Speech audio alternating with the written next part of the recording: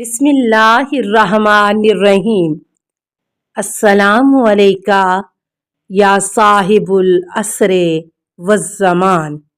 پھر فرمایا یا علی، جس نے تیرے ساتھ جنگ کی اس نے میرے ساتھ جنگ کی، اور جس نے تیرے ساتھ مسالمت کی اس نے میرے ساتھ مسالمت کی، اور تو میرے اور میری امت کے درمیان نشان ہے۔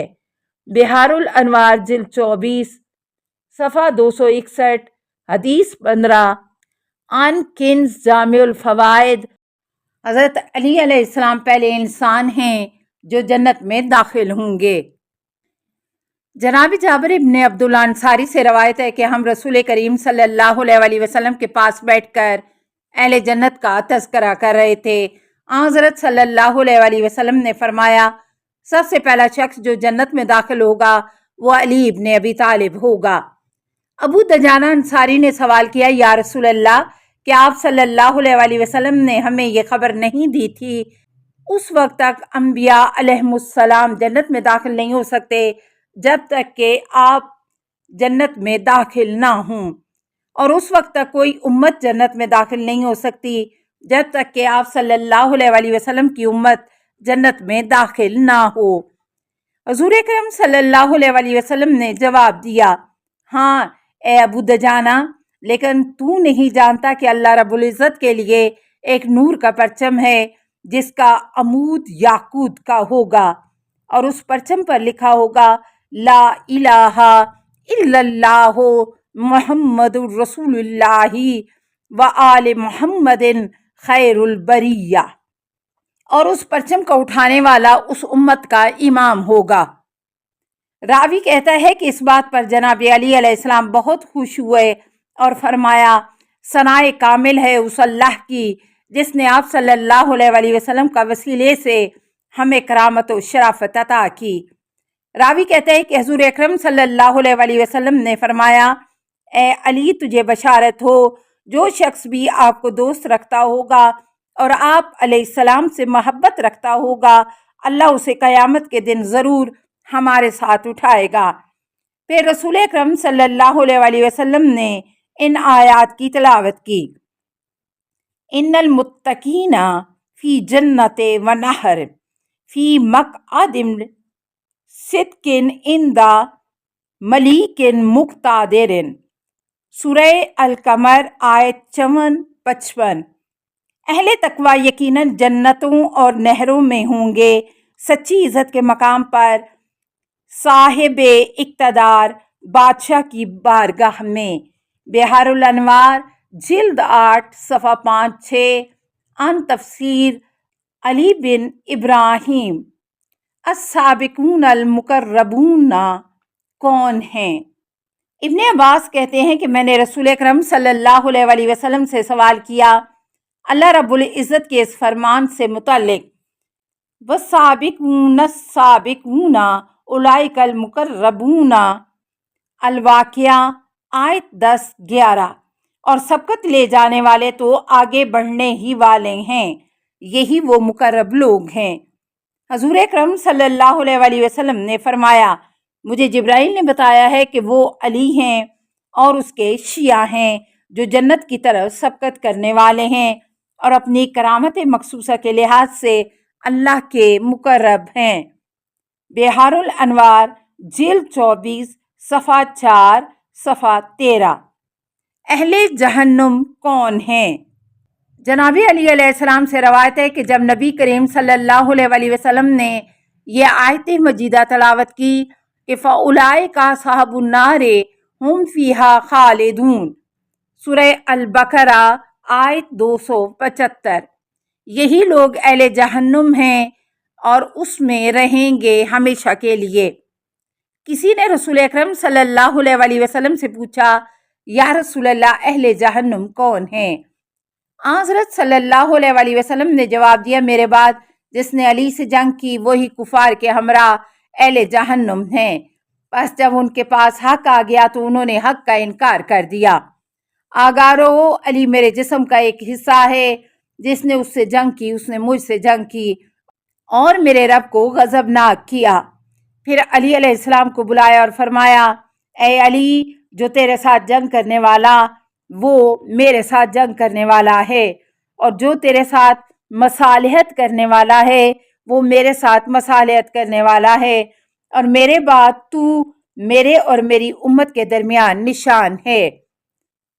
علی علیہ السلام کو ہم پر کس طرح فضیلت و برتری ہے۔ جناب سلمان فارسی سے روایت ہے کہ ایک روز حضرت ابوبکر، حضرت عمر اور حضرت عثمان رسول خدا صلی اللہ علیہ وسلم کے پاس آئے اور کہنے لگے، یا رسول اللہ، کیا وجہ ہے کہ آپ ہر حالت میں علی کو ہم پر فضیلت دیتے ہیں؟ حضرت صلی اللہ علیہ وسلم نے فرمایا، میں نے اسے فضیلت عطا نہیں کی بلکہ اللہ تعالیٰ نے اسے فضیلت دی ہے۔ ان تینوں حضرات نے کہا، اس کی کیا دلیل ہے؟ حضور اکرم صلی اللہ علیہ وسلم نے فرمایا، تم میری بات تسلیم نہیں کرو گے، بلکہ تمہارے نزدیک اصحاب کہف سے زیادہ کوئی بھی سچا نہیں ہے۔ میں تمہیں اور علی کو اصحاب کہف کی طرف بھیجتا ہوں، اور سلمان کو تمہارے اوپر گواہ قرار دیتا ہوں۔ تم وہاں جا کر اصحاب کہف پر سلام بھیجنا، پس جس شخص کے لیے اللہ تعالیٰ انہیں زندہ کر دے اور وہ جس کے سلام کا جواب دیں وہی افضل ہوگا۔ انہوں نے جواب دیا، ہم راضی ہیں۔ حضرت صلی اللہ علیہ وسلم نے ایک چادر لانے کا حکم دیا اور جناب علی علیہ السلام کو بلایا۔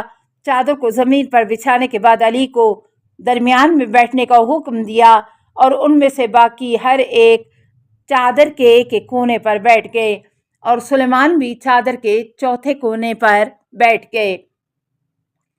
پھر حضور اکرم صلی اللہ علیہ وسلم نے ہوا کو حکم دیا کہ اے ہوا، ان کو اٹھا اور اصحاب کہف تک لے جا اور پھر واپس میرے پاس لے آنا۔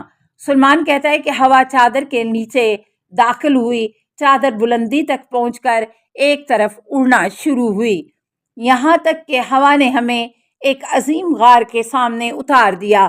حضرت علی علیہ السلام نے فرمایا، اے سلمان، یہی کہف و رقیم ہے، ان سے کہو پہلے یہ سلام کریں گے یا میں سلام کروں؟ انہوں نے جواب دیا کہ پہلے ہم سلام کریں گے۔ ان میں سے ہر ایک باری باری کھڑا ہوا، 2 رکعت نماز پڑھی اور دعا مانگی اور پکارا، یا اصحاب کہف، لیکن کسی ایک کا جواب بھی نہ آیا۔ پھر امیر المومنین حضرت علی علیہ السلام نے 2 رکعت نماز پڑھی اور دعا مانگی اور پکارا، یا اصحاب کہف۔ پس غار ایک طرف سے پھٹ گئی اور پھٹی ہوئی جگہ سے تلبیہ پڑھتے ہوئے سب لوگ داخل ہوئے۔ حضرت امیر المومنین علیہ السلام نے اس انداز سے سلام کیا، السلام علیکم اے جوانوں کہ جو اپنے رب پر ایمان لائے اور اس نے ان کی ہدایت میں اضافہ کیا۔ اصحاب کہف کی طرف سے جواب آیا، علیکہ السلام اے رسول خدا کے بھائی وسیع اور امیر المومنین، یقیناً اللہ نے ہم سے اللہ پر، اس کے رسول محمد مصطفیٰ صلی اللہ علیہ وسلم پر، آپ کی ولایت پر ایمان لانے کا عہد لیا ہے، قیامت کے دن تک کے لیے جو جزا و سزا کا دن ہے۔ پس وہ لوگ معترض منہ کے بل زمین پر گر پڑے اور سلمان سے کہنے لگے، اے ابو عبداللہ، اب ہمیں واپس چلنا چاہیے۔ سلمان نے کہا، یہ میرے اختیار و قدرت میں نہیں ہے۔ پھر وہ کہنے لگے، اے ابو الحسن، ہمیں واپس مدینہ لے جا۔ حضرت امیر المومنین علی علیہ السلام نے فرمایا، اے ہوا، ہمیں رسول خدا صلی اللہ علیہ وسلم کے پاس واپس لے جا۔ ہوا نے ہمیں اٹھایا کہ اچانک ہم نے اپنے آپ کو رسول خدا صلی اللہ علیہ وسلم کے سامنے موجود پایا۔ ہماری گفتگو سے پہلے رسول خدا صلی اللہ علیہ وسلم نے تمام ماجرا جو ہمارے ساتھ پیش آیا تھا بیان فرمایا اور کہا، یہ خبر مجھے میرے دوست جبرائیل علیہ السلام نے بیان کی ہے۔ وہ تینوں حضرت ابوبکر، حضرت عمر اور حضرت عثمان کہنے لگے، اب ہمیں معلوم ہو گیا ہے کہ علی کو ہم پر فضیلت اللہ تعالیٰ نے عطا کی ہے، نہ کہ آپ صلی اللہ علیہ وآلہ وسلم نے۔ بحار الانوار جلد 39 صفحہ 145 حدیث 10 عن ارشاد القلوب۔ حضرت علی علیہ السلام کے مال غنیمت میں سے 2 حصے کس طرح ہو سکتے ہیں؟ ابو ہریرہ سے روایت ہے کہ حضور اکرم صلی اللہ علیہ وسلم ایک غزوے سے فارغ ہو کر واپس مدینہ تشریف لائے اور اس غزوے میں علی علیہ السلام نے شرکت نہ کی۔ جب رسول خدا صلی اللہ علیہ وسلم نے مال غنیمت کو تقسیم کیا تو حضرت علی کو 2 حصے عطا کیے۔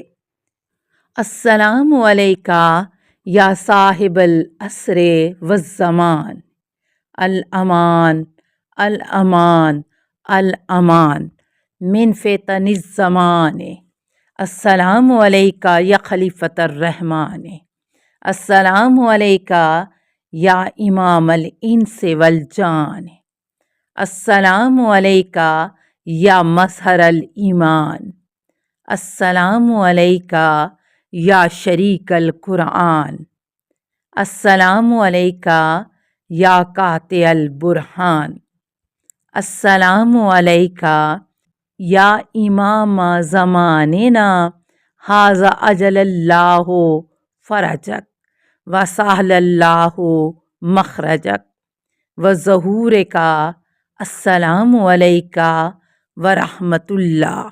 اللہم صلی علی محمد و آل محمد۔